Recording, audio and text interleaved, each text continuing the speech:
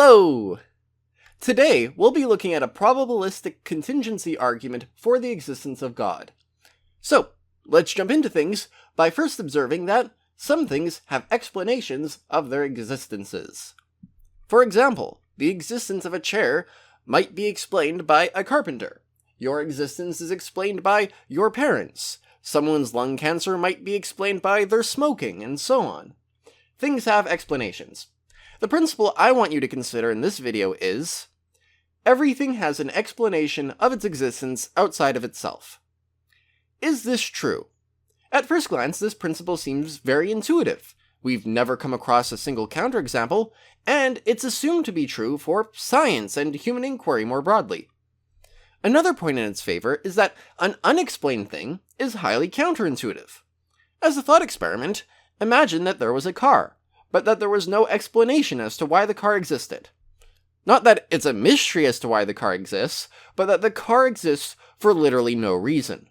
I personally find this scenario so counterintuitive that I have difficulty even imagining it. So I'm now going to draw out the probability space, again assuming for illustrative purposes that theism and naturalism are equiprobable and exhaustive, and I'm going to give a high probability to the principle that everything has an explanation of its existence outside of itself. But wait, we need to change this picture. Theism actually predicts that this principle is false, because God is not the sort of being who would have an explanation for his existence outside of himself. There are a couple ways to motivate this. For one, it seems that the fewer things a being depends on for its existence, the better that being is. An axiological apex, then, would depend on nothing for its existence. We could therefore infer that God would be entirely independent and self-sufficient. But if anything outside of God explained its existence, God would depend on that thing, so nothing outside of God explains his existence. Here's another reason. If something outside God explained his existence, this thing would be more fundamental or foundational to reality. But it seems God would be more good if he was the most foundational layer of concrete reality. A mental image that I find helpful is that when we uncover the explanation of something's existence, we're digging deeper into the nature and structure of reality. And the picture that theism paints is that when you reach God, you've hit bedrock, you can't go any deeper. So let's modify this picture to reflect theism's prediction that our principle about explanations is false.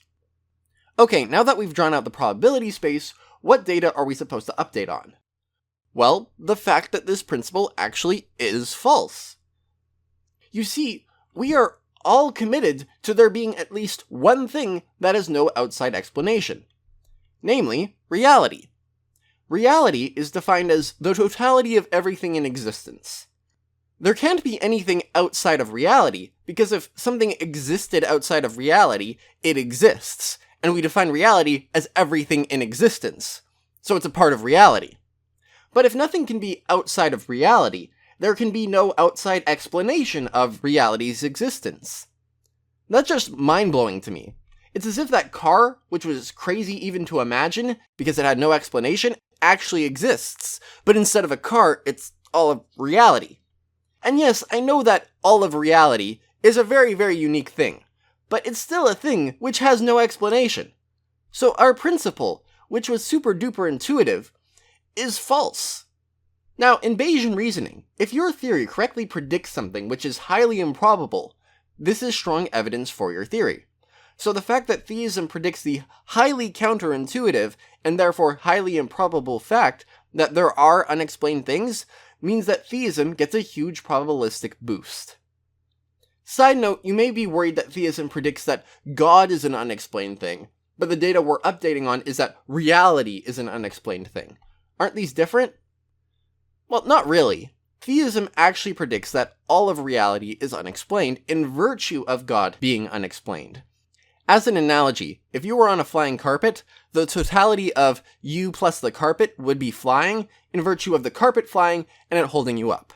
Likewise, the totality of reality has no outside explanation in virtue of God, a part of reality, having no explanation and God upholding the rest of reality. Technically, we could stop here and we'd have a great argument to add to this cumulative case, but there's more.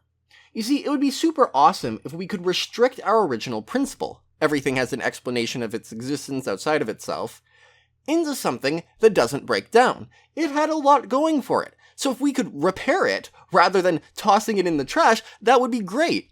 So we'll look at some promising ways of modifying our original principle, but we'll see that each potential modification raises the probability of theism. How so? The idea is that we need to posit some unexplained thing. So we need to modify our original principle to something of this form. Everything has an explanation of its existence outside of itself, unless that thing has property X. And then we posit something with property X. We'll find that very consistently, theism will already have built into it that God possesses property X. So this modified principle doesn't cause any portion of theism to be scribbled out. However, naturalism is consistent with a whole bunch of theories of reality, some of which will posit entities with property X, but some of them won't have any being with property X, and therefore need to be scribbled out. So once we stretch back to a square, the probability of theism will have gone up. Although, this gets a little complicated, because there are multiple ways we could modify our original principle, and each modified principle would get some probability that it's the correct modification. Then we'd have to use Jeffrey conditionalization to scribble out sections of naturalistic theories proportional to the probabilities of the modified principles that are inconsistent with those theories. But to put all that succinctly, we'll look at the best candidates for modifying our original principle, and if they call out for a being with properties that theism already has built in, then theism's probability goes up relative to worldviews that do not have such a being built in, like naturalism. So, with that out of the way, here are 3 promising ways on how we can modify our original principle. First, we could posit that only contingent things need to have explanations outside of themselves. Non-contingent things don't need explanations.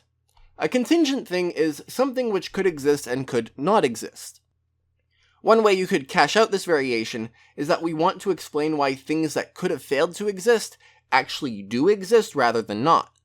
There are 2 possibilities for this thing, existing and not existing, and we want to know why we got the one we got.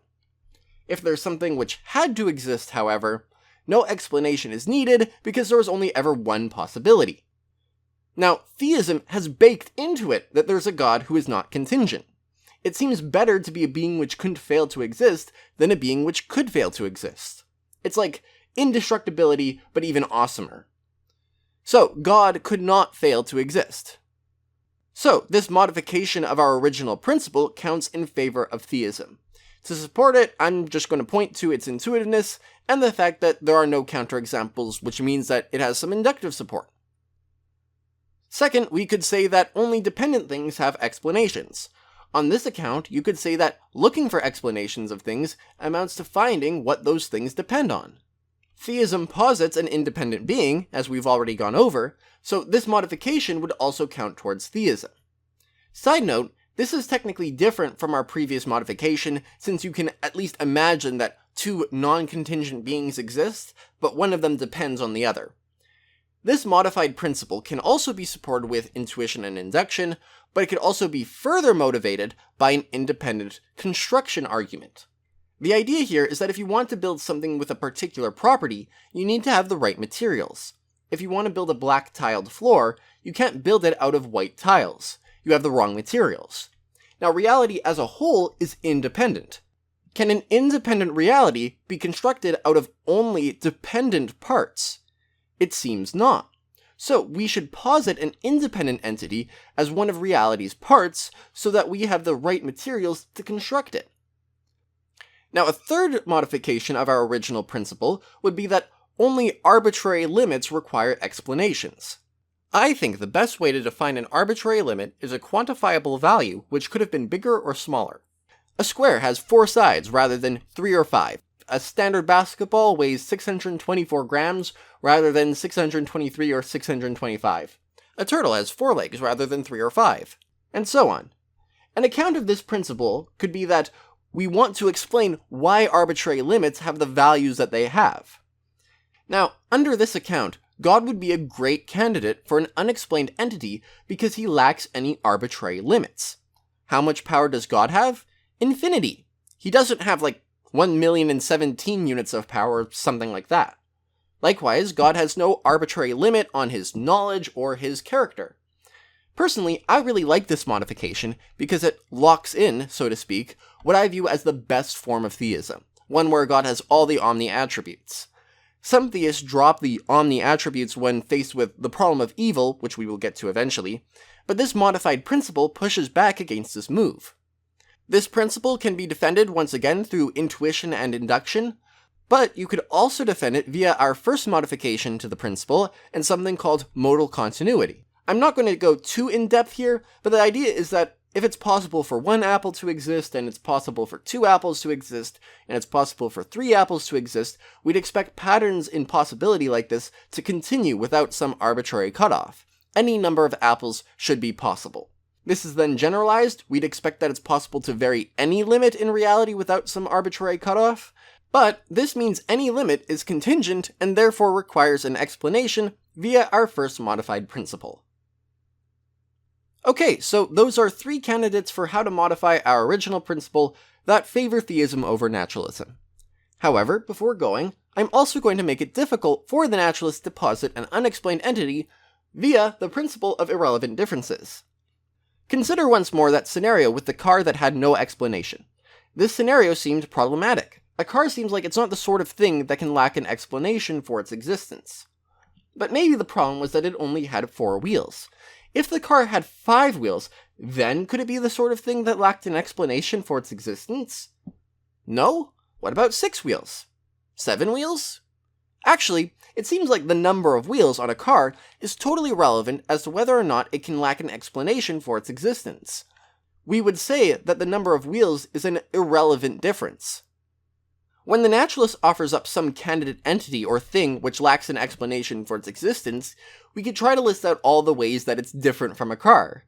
If we find that everything on our list is an irrelevant difference, then this is a strong indicator that the naturalist's proposal for a thing that has no explanation actually should indeed have an explanation. And it seems like differences in every physical property, such as mass, shape, size, age, and so on, is indeed an irrelevant difference as to whether or not it should have an explanation for its existence. This forces the naturalist to posit a more different thing, that is, a very extravagant entity, that fits poorly with their worldview, causing even more of that section of the probability space to be scribbled out. Okay, that's my take on the contingency argument. What score do I give it? For future reference, one way of defining this score value is how strongly I think theism predicts the relevant data, divided by how strongly I think naturalism predicts the relevant data. The score I would assign to this argument is around 40. That might seem really high, but when I was younger, I actually went through some intense cognitive dissonance because I realized that not everything could have an explanation, but I still found that original principle to be so self-evident that I couldn't give it up. I was even a theist and I had difficulty giving it up. So, I personally find the falsehood of that principle to be so counterintuitive, so improbable, that a worldview that correctly predicts it should be given a huge boost. Anyways, that's the end of this video. Thanks for watching. I'll see you in the next one.